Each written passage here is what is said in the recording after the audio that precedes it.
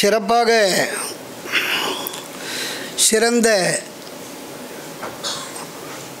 ஒரு கருத்துக்களை ஸ்ரீ லலிதாம்பிகை வேத சிவாகம வித்யாபீடம் பாண்டிச்சேரியினுடைய ஸ்தாபகரும் குரு முதல்வருமாக இருக்கக்கூடிய மீமாம்சா சிரோமணியும் ஆகம வித்வானாகவும் இருக்கக்கூடியவர் சிவஸ்ரீ டாக்டர் சி கீதா சங்கர் சிவாச்சாரியார் அவர்கள் சாந்தியதீதாதி சிகாச்சேதாந்தமான சீர்ஷகத்திலே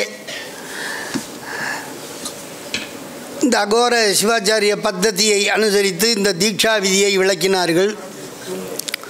அதிலே ஒரு 5 minutes உட்கார்ந்து அதிலே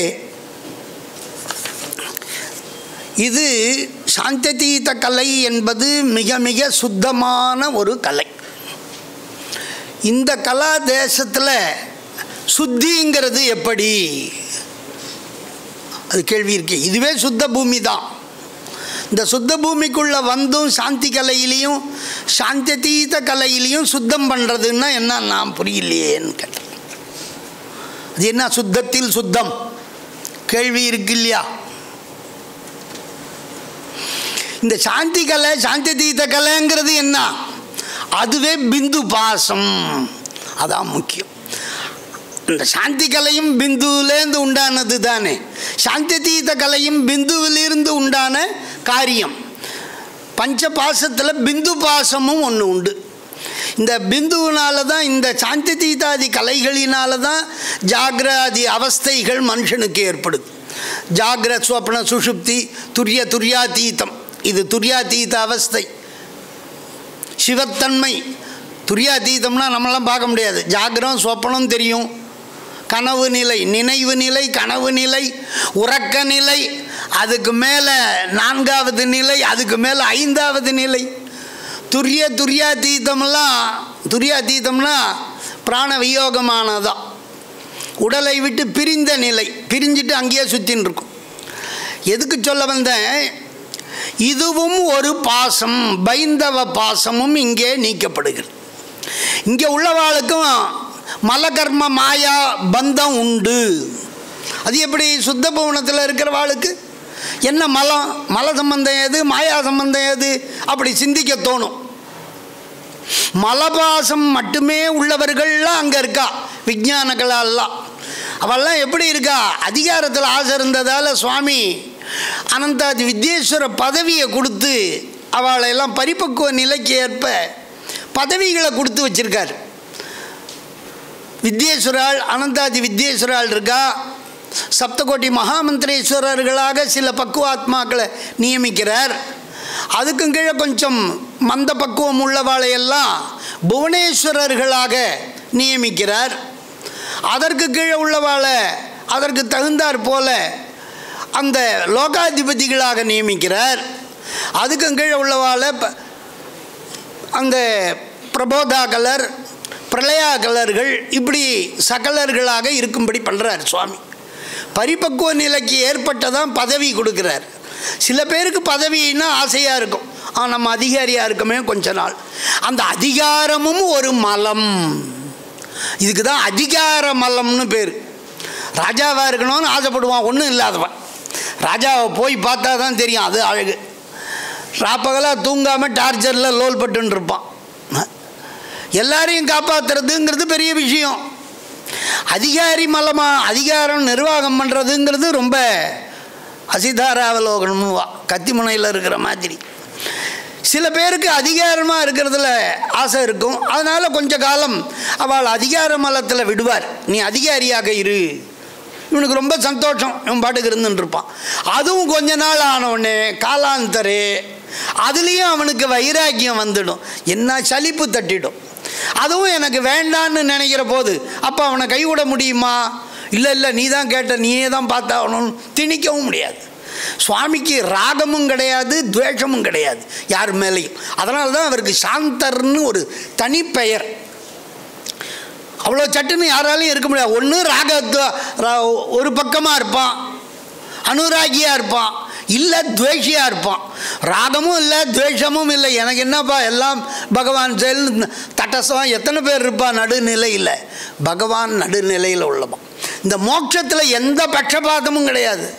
பட்சபாதியாகவே இருக்கக்கூடாது. என்றைக்கும் ஒரு பக்கமாக ஒரு தலை நியாயமாக நடக்கக்கூடாது. சுவாமி அப்படிலாம் நடக்கவே மாட்டார். மோட்சங்கிறது எல்லாருக்கும் ஒரே இதுதான். அதில் உயர்வு தாழ்வே கிடையாது. மோட்சம்னா மோட்சம்தான். அதில் எந்த விதமான பட்சபாதமும் இல்லாத ஒரு அருள், பரம கருணையான அருள், பரமுக்தி அப்படின்னு சொல்கிறார். அதனால் இங்கே நாம் தெரிஞ்சிக்க வேண்டியது சுத்த கர்மா. அது எப்படி தெரியுது? இந்த வாக்கியத்தில் பாருங்கள், மகாமாயா காரியாரம்ப. மகாமாயை தான் இதுக்கெல்லாம் உபாதானம். சிவதத்துவம், சக்தி தத்துவம், சதாசிவ தத்துவம், ஈஸ்வர தத்துவம், அதுக்கு கீழே சுத்த வித்யா தத்துவம். இந்த 5 தத்துவமுக்கும் மகாமாயை தான் காரணம். மகாமாயை சமவேத சக்தி இல்லை, பரிகிரக சக்தி. மகாமாயிலிருந்து நாதம், பிந்து, கலைகள், கலைகளிலிருந்து எல்லாமே உண்டாகுது, ஷடத்வாக்கள்லாம். ஆகையினால அங்கே இருக்கிறவாள்லாம் சுத்த புவனவாசிகள். அங்கே இருக்கிற 5 தத்துவமும் சுத்த தத்துவம். அந்த சுத்த தத்துவத்தில் இருக்கிற புவனங்கள் சுத்த புவனங்கள். அந்த சுத்த புவனத்தில் இருக்கக்கூடிய ஆத்மாக்களினுடைய சரீரம் சுத்த மாயையிலிருந்து தோன்றிய சுத்த சரீரம். அங்கே அசுத்தத்துக்கு வேலையே இல்லை. சாந்தி கலையிலையோ சாந்தி தீர்த்த கலையிலையோ அசுத்தம்ங்கிறதுக்கு பிரசக்தியே கிடையாது. ஆனால் சுத்தத்திலேயே இவ்வளவு இருக்குது. இந்த சுத்தமான கர்மான்னா அது என்னன்னா ஜபம் பண்ணிகிட்டே இருப்பான், எதுவுமே கொஞ்சம் அதிகமாக போயிடும் சிலதில். நல்ல காரியத்திலே ரொம்ப நாளையே செலவு பண்ணுறவன் இருக்கான் இல்லையா? அதுபோல் சுத்த கர்மாவே அங்கே இருக்குது. அதிகார மலகாரியம் அதில் வியாபகமாக பார்க்கணும். பாசத்ரய விமோச்சனம்ங்கிறது இங்கேயும் உண்டு. இந்த சாந்தி தீர்த்த கலா சுத்தியிலையும் பாசத்ரய விஸ்லேஷம்னு சொல்லியிருக்கார். இந்த பாசத்ரயமும் சுத்தாத்மகம்ங்கிறத இங்கே நாம் நினைவில் வச்சுக்கணும். அடுத்தது மிகப்பெரிய ஒரு விஷயம், ஆணவ மலம் கொஞ்சத்தில் போகாது. அதுதான் திரோதாயின்னு பேர். அது திரோதான சிவசக்தியின் பலத்தால் என்ன பண்ணுது? சைத்தன்யத்தை மறைச்சு கடவுளை பார்க்க விடாமல் பண்ணிட்டு இருக்கு. ஆணவ மலம் மட்டும் உள்ளவா விஞ்ஞான கலால் பிரபோதா கல்லர்கள்னு பேர் அவளுக்கு. பிரபோதம்னா என்ன? பிரகர்ஷேன போதையதி பிரபோதம், சிவஞானம். அந்த பிரபோத கலால் விஞ்ஞானம், விஞ்ஞான காவலர், விஞ்ஞான கேவலர், விஞ்ஞானம் மட்டுமே உடையவர். அந்த அதிகார மல பாசம் ஆணவ மலம் ஒரு மலம் மட்டுமே உடையவர்கள். அவர்களெல்லாம் இந்த ஆணவ மலம் போகணும், போனால் தானே மோட்சம். இந்த ஆணவ மலத்தை எப்படி அழிக்கிறது? பெரிய கேள்வி. இந்த தீட்சையில் இந்த சாந்தி தீர்த்த கலைக்கு தான் இந்த தனி சிறப்பு. மற்றதெல்லாம் மாயா பாசத்தை அழிச்சிட்டோம். கர்மாவெல்லாம் 5 விதமான கர்மாவையெல்லாம் ஹோமம் பண்ணி, இதில் மாந்திரீகமான கர்மா. அங்கே இருக்கவாளுக்கு என்ன கர்மா? எப்போ பார்த்தாலும் ஜபம் பண்ணிகிட்டே இருக்கான். சுத்த புவனத்தில் இருக்கிறவா மாந்திரீக கர்மா, லௌகிக கர்மா. அடுத்தது இதில் என்ன பார்த்தோம்? ஆத்தியாத்மிகம், ஆதி தெய்வீகம், இப்படிலாம் கர்மா. 5லேயும் 5 கர்மா. இந்த ஆணவ மலத்தை அழிக்கவே முடியாது. ஏன்னா அது நித்தியம். என்று நீயோ அன்று நான்ற மாதிரி உயிர் என்னைக்கு இருக்கோ அன்றைக்கே ஆணவ மலம் இருக்குது. அதனால தான் அதுக்கு சகஜ மலம்னு பேர். இந்த அணுன்னா ஆத்மாவுக்கு பேர். ஆணவம்ன்ற வார்த்தைக்கு நம்ம சொல்கிற அகந்தைன்னு அர்த்தம் இல்லை. அனோஹோ பவம் ஆணவம். இந்த உயிர் எப்படிப்பட்டவன்? வியாபி. உயிருக்கு என்ன விபுன்னு பசு லட்சணத்தில். விபுத்துவம்னா என்ன? சர்வ வியாபகத்துவம், எங்கேயும் போக முடியும் இவனால். விபுத்துவத்தை ஆத்மாவுக்கு ஒத்துண்டாகணும். ஒத்துக்கலன்னா உடம்புக்குள்ளே தான் இருக்கான்னா வெளியே இல்லைன்னு ஆகிடும். ஆகையினால விபுத்துவமாக வியாபகமாக இருக்கக்கூடிய ஒரு ஆத்மாவை இந்த ஆணவ மலம் என்ன பண்ணுது?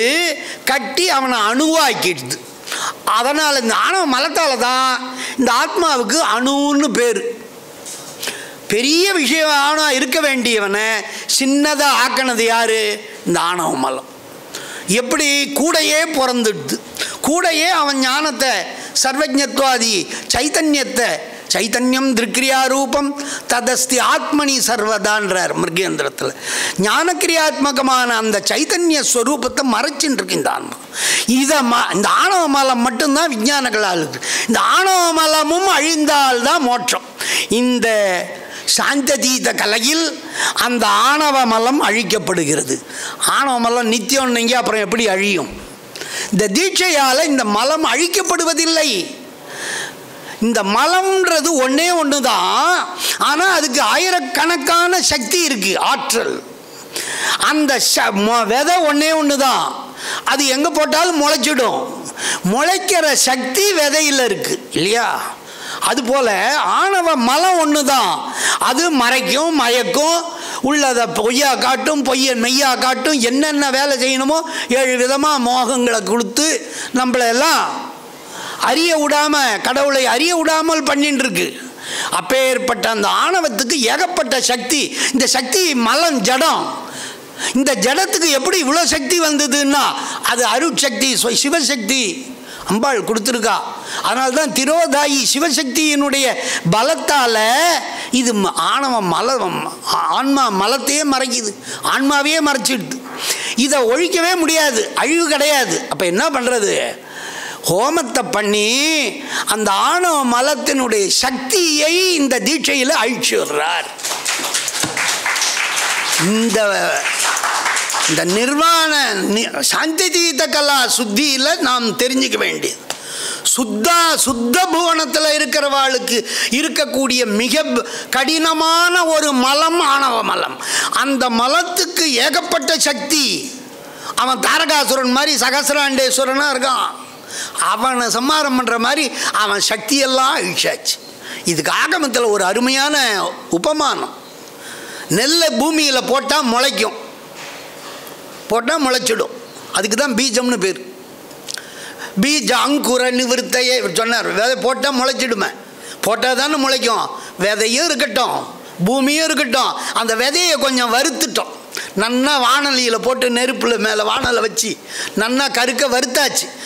நெல்லாவே இருக்கும், அரிசியும் இருக்கும், உமியும் வருந்து இருக்கும். அதை போய் போடுறேன், முளைக்குமா? ஏன்? அது முளைக்கும் ஆற்றலை இழந்து விட்டது, பீஜம்தான். அதுபோல இங்கே ஆணவ மலம் இந்த தீட்சையில் அழிக்கப்படுவதில்லை, வறுக்கப்படுகிறது. அதனால் இந்த சைவ சித்தாந்தம் சொன்ன மலம் நித்தியம் என்பதும் பாதிக்கப்படுவதில்லை, மலம் அழிந்தால்தான் முக்தி என்பதும் தடுக்கப்படுவதில்லை. எந்த தோஷமும் எந்த அபவாதமும் இல்லாமல் மும்மலமும் வேறுபட்டு ஒழிகின்றன. இந்த சாந்ததீத கலை மிக அருமையான இந்த சாந்ததீத கலை என்ன பண்ணுறா? சாந்தி கலையில் சிவனுடைய சாட்சாத்காரத்தில் அமைதியாக இருந்துருக்கிற ஆத்மாவை அந்த அமைதியையும் கலைத்து நீ சிவனோடு கலக்கவா என்று மேலே அழைச்சிருந்தார். அதையும் ஒழிக்கிறாள்.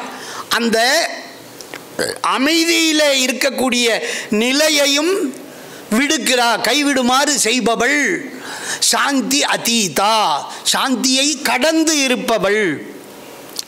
சமனாந்தம் பாசஜாலம். அந்த மனசையும், மனசுக்கு மேலே போனால் தான் சிவனை பார்க்க முடியும். மனம் வச்சாதான் முடியும்வா. மனம் வச்சா அந்த இடத்துக்கு போயிருக்கோம். சாலோகம், சாமீபம், சாரூபம் கிட்டக்க வரைக்கும் போயாச்சு. நல்லா பார்த்து ஸ்வரூப லட்சணம் சுவாமியை ஜோராக சாட்சாத்காரமாக பார்த்துட்டு இருக்கான். சிவரூபம், சிவ தரிசனம் ஆச்சு. அதுக்கப்புறம் சிவ யோகம், சிவ போகம், அதை தான் இனிமேல் நம்ம பார்க்க போகிறோம். இந்த சுவாமியை சாட்சாத்காரமாக பார்த்துட்டு இருக்கிறவன் இந்த ஆத்மா அடுத்தபடியாக ஆத்மா சேரப்போகிறான். இந்த ஆத்மாவுக்கு விசேஷமாக அந்த நிலையை உருவாக்குவது மனத்தை கடந்து போகணும். மனையேவ மனுஷியானாம் காரணம் சுக துக்க யோகோ பந்த மோட்ச யோகம் மனையேவ காரணம். இந்த மனசோடு தான் இவன் பயணிக்கிறான். மன ஆத்மா சயுஜ்யத்தே சாஸ்திரமெல்லாம் அதான சொல்லுது. மனசோடு தான் இவன் போயிடுறான். அப்படி போகிறவனை மனசு அதுக்கு மேலே பரம உபாதான காரணமாக இருக்கக்கூடிய பிந்து. இது ரெண்டு தான் இன்னும் இவங்கிட்ட எஞ்சி இருக்கு. கடைசி காலத்தில் போய் இன்னும் என்ன வச்சிருக்க என்கிட்ட கொடுன்னா, இது ரெண்டு தான் இருக்கு. மனசு இருக்கு, பிந்துங்கிற ஒரு பாசம் இருக்கு அப்படின்னா இதை ரெண்டையும் சிவங்கிட்ட கொடுத்துடு. அவன் தானே உனக்கு கொடுத்தான். சிவோ தாத்தா சிவோ போக்தா அகமன்ன மன்ன மதந்த மத்மி வேதம் சொல்லுது. கொடுக்கிறவனும் அவன் தான், எடுக்கிறவனும் அவன் தான்.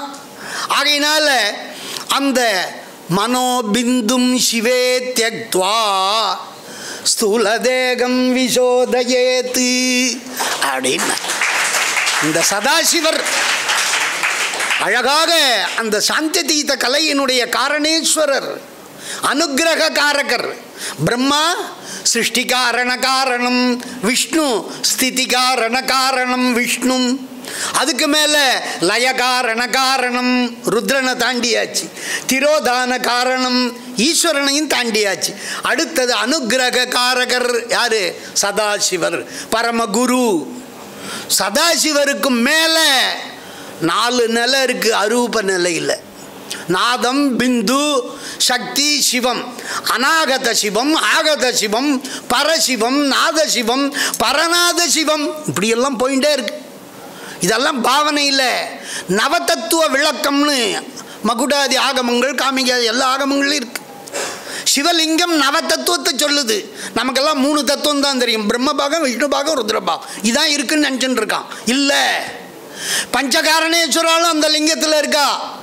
பூஜ்ய பாகத்தில் பிரம்ம பாகம், சூத்திரத்துக்கு கீழே ருத்ர பாகம், பிரம்ம பாகம், ஆவடையார் விஷ்ணு பாகம், அதுக்கு மேலே சூத்திரத்துக்கு கீழே உள்ள பகுதி ஈஸ்வர பாகம், ருத்ர பாகம். அந்த சூத்திரம் இருக்கிற இடம் ஈஸ்வர பாகம். சூத்திர முகுளத்துக்கு மேலே சதாசிவ பாகம், சதாசிவனுக்கு மேலே சிவபாகம். இப்படி அங்கேயும் இந்த 9 தத்துவமும் இருக்குது. நவ தத்துவம் காளஹஸ்தியில் படிப்படியாக வச்சு காட்டியிருக்கா. சொல்கிறான், ஏன்னா நவகிரகப்படின்னா என்னது, நவகிரகப்படி இங்கே எங்கடா வந்ததுன்னா. இந்த நவ தத்துவத்தை புரிஞ்சுக்கணும் முதல்ல. நிஷ்களத்தில் 4, சகல நிஷ்களத்தில் 1, சகலத்தில் 4. நமக்கு சகலம் தான் தெரியும், ஈஸ்வரா அப்படின்னு எதுக்கு எடுத்தாலும். பிரம்மா, விஷ்ணு, ருத்ரன், ஈஸ்வரன், இவா 4 பேர் தான் உருவமாக தெரியவா. இந்த சதாசிவர் லிங்கத்துக்குள்ளேயே இருப்பார். லிங்கத்தில் தான் பூஜை பண்ணணும். 5 தலை 10 கை. அவருக்கு சண்முகர் மாதிரி எங்கே பார்த்தாலும் சிலையை வைக்கிறது இல்லை, தியான மூர்த்தம் அவர். அப்போ அதுக்கு மேலே 4 ஸ்டேஜ் இருக்குது. அந்த நிலைகளை எல்லாம், அந்த நிஷ்கள நிலையை, நிராதார நிலையை அடைவிக்க போகிறார் நாளைக்கு. அவதான் சிவன் நிலை சேர்றது. சிவம்ங்கிறது தர்மம். சதாசிவர் என்பவர் தர்மி. அந்த சிவனை தனக்கு உள்ளே உடையவர். அவன் உள்ள இருந்து ஆடுறான். நாத மத்திய கதம் பிந்து, பிந்து மத்திய கத சிவா. அப்படி ஒன்றுக்குள்ள ஒன்றாக இருக்கு. அப்படி சதாசிவர்ன்றது சக்தி வடிவம். சாக்தே நானேன சகலோ, இந்த 5 தலை 10 கை உள்ள சதாசிவர் ஸ்வரூபம் யாரு? திருக்கிரியா சக்தி, சித் கனஹா, ஞானக்கிரியா சக்தி. சரீரத்துக்கு தான் சதாசிவர்னு பேர். அம்பாள் உண்டாக்கி வச்சா அவ பேர் வச்சிருக்கா சதாசிவர்னு. அப்போ சதாசிவருக்குள்ள சிவம்னு ஒன்று இருக்கு. அது சிவரும் இல்லை, சிவனும் இல்லை, சிவளும் இல்லை. அப்படி முப்பாலும் இல்லாத பரம்பொருள் ஜோதி ஸ்வரூபம், ஜோதி பிரபத்தியே தியான்னார்.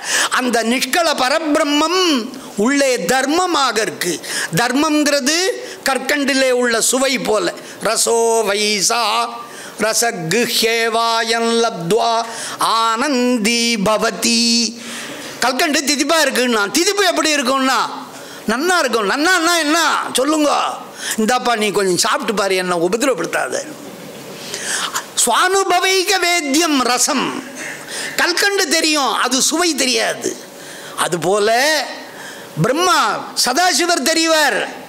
சதாசிவர் எங்கெங்க இருக்கார், இதுக்குள்ளே இருக்காருன்னு காட்டுற அடையாளம் லிங்கம். பாம்பு எங்கே இருக்குன்னா புத்துக்குள்ளே இருக்குது. எங்கே இருக்குது, எப்படி இருக்குன்னா அவர் எங்கே வேணாலும் இருக்கார். பேரை சொல்லி கூப்பிட்ட உடனே முன்னாடி வந்துடுவார். ஒருத்தர் வீட்டு வாசலில் போய் நின்று பேரை சொல்லி கூப்பிட்ட உடனே வெளியே வந்துடுறான். அவன் எந்த ரூமில் இருக்கானா, தோட்டத்தில் இருக்கானா, அடுப்பங்கரையில் இருக்கானா தெரியாது. ஒரு புத்துக்குள்ளே பாம்பு கீழே இருக்கா, மேலே இருக்கா, வடக்கு இருக்கா, தெற்க இருக்கா தெரியாது. மறுபடியும் ஊதி பேரை சொல்ல உடனே வெளியே வந்து தலையை நீட்டி காட்டுது. அதுபோல் இங்கே கோவிலுக்குள்ளே போய் லிங்கத்துக்கிட்ட போய் சிவசிவா பஞ்சாட்சர பிராசாதத்தை சொன்ன உடனே தோ வந்துட்டேன்டா குழந்தைன்னு வெளியே வந்து தலையை நீட்டி காட்டுறேன். இதாங்க சைவ சித்தாந்தம்.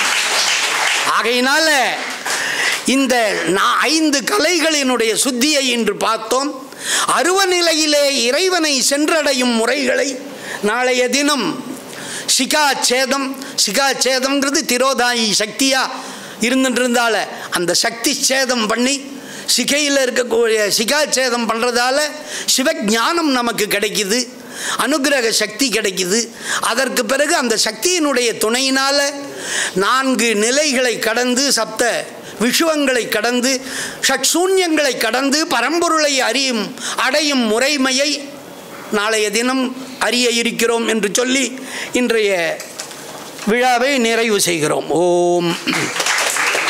இப்பொழுது இதுகாரும் நமக்கு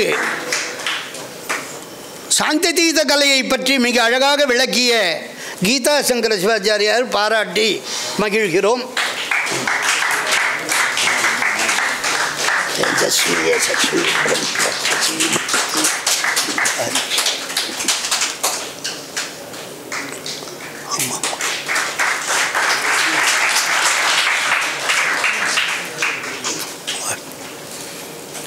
அடுத்தது யார் பிரவச்சனகர்த்தாரः ஆகச்சந்து. ஏ கார்த்திகேய சிவம் திருப்பரங்குன்றம்.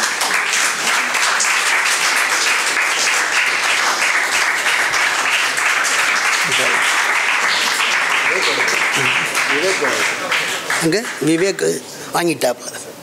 அடுத்தது ஸ்ரீ கிருஷ்ணமூர்த்தி சிவாச்சாரியார் காஞ்சிபுரம்.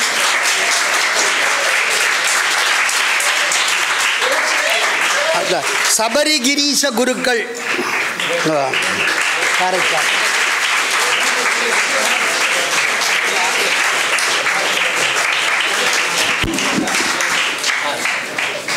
அடுத்தது ஜெகதீசன். நாளைக்கா?